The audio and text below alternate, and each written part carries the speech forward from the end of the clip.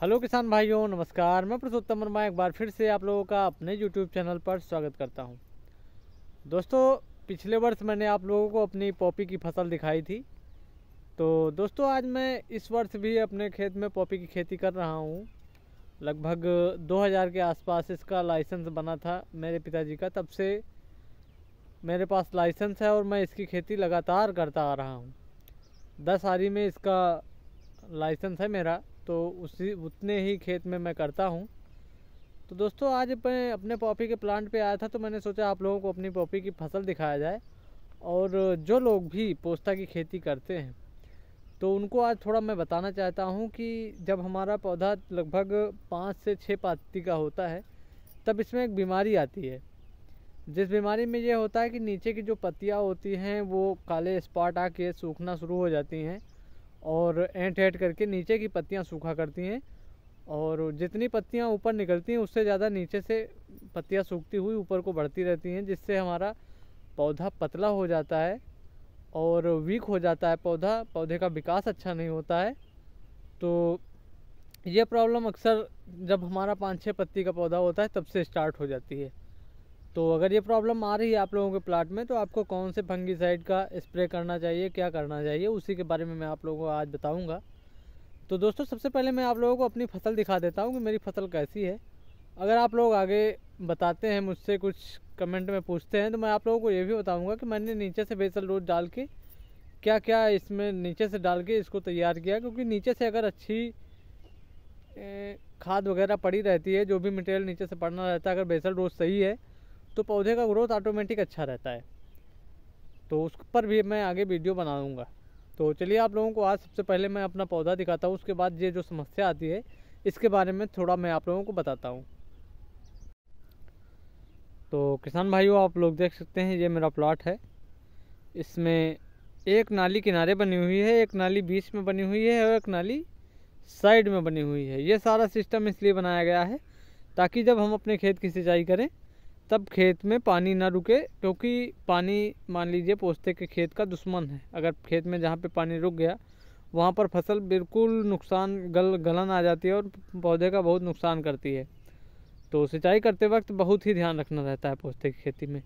तो चलिए, थोड़ा आप लोगों को पास से पौधा दिखाते हैं।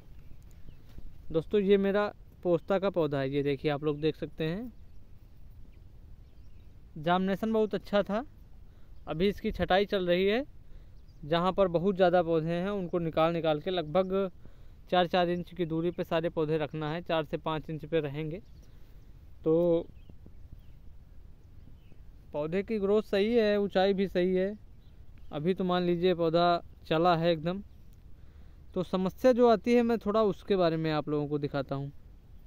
जैसा कि आप इस पौधे को देख सकते हैं, नीचे के पत्तों में आपको काला काला दिख रहा होगा। इस तरीके से होता है और पत्ता सूखना स्टार्ट हो जाता है। तो आपको इस पौधे में थोड़ा सा दिख रहा होगा। और बाकी मेरे खेत में अभी वो समस्या है नहीं, इसलिए मैं आप लोगों को दिखा नहीं पाऊँगा। कुछ लोगों के खेत में वो समस्या होगी। जैसा कि आप इस पौधे में देख सकते हैं, आपको नीचे की पत्ती में काला स्पॉट दिख रहा होगा। हालांकि मेरे खेत में दिक्कत आई है तो तुरंत ही मैंने स्प्रे करवा दिया। कल ही इसका स्प्रे हो गया है।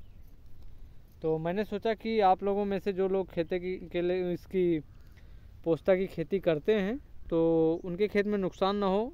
अगर उनके खेत में दिक्कत आ रही है तो वो लोग भी जान लें दवा और डाल दें अपने खेत में, ताकि उनका आगे से नुकसान ना हो। तो चलिए, आप लोगों को अब दवा बताते हैं। तो दोस्तों, अगर इस प्रकार की समस्याएं आपके प्लाट में आ रही, नीचे से पत्ता सूखता हुआ ऊपर को बढ़ रहा है पोस्ता की खेती में, तो दोस्तों आपको 2 प्रकार के फंगीसाइड ज़रूर डालना है। जिसमें एक फंगीसाइड कंपलसरी है जिसका नाम है कॉपर ऑक्सी क्लोराइड। ये सड़न गलन इन सभी चीज़ों में बहुत अच्छा रोल निभाता है दोस्तों। तो आपके खेत में अगर इस तरीके का भी दिक्कत आ रहा है तो कॉपर ऑक्सी क्लोराइड कंपलसरी है।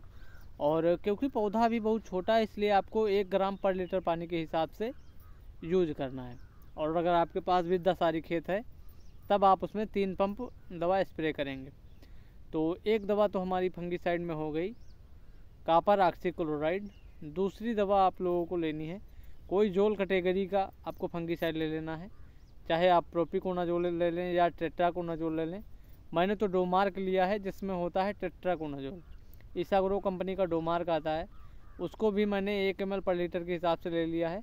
तो 1 ml पर लीटर के हिसाब से डोमार्क, टेट्राकोनाजोल या आपको प्रोपिकोनाजोल मिल जाए या आपको हेक्साकोनाजोल मिल जाए, जोल कैटेगरी का कोई फंगिसाइड आप एक ले लीजिए और साथ में कापर, दोनों 1-1 ग्राम पर लीटर के हिसाब से ले लीजिए और स्प्रे करवा दीजिए। साथ में आपको एक कीटनाशक लेना है, चाहे तो आप थैमथोएग्जाम ले सकते हैं 1 ml पर लीटर के हिसाब से, या आप इमिडाक्लोप्रिड 17.8% जो आता है उसको ले लीजिए।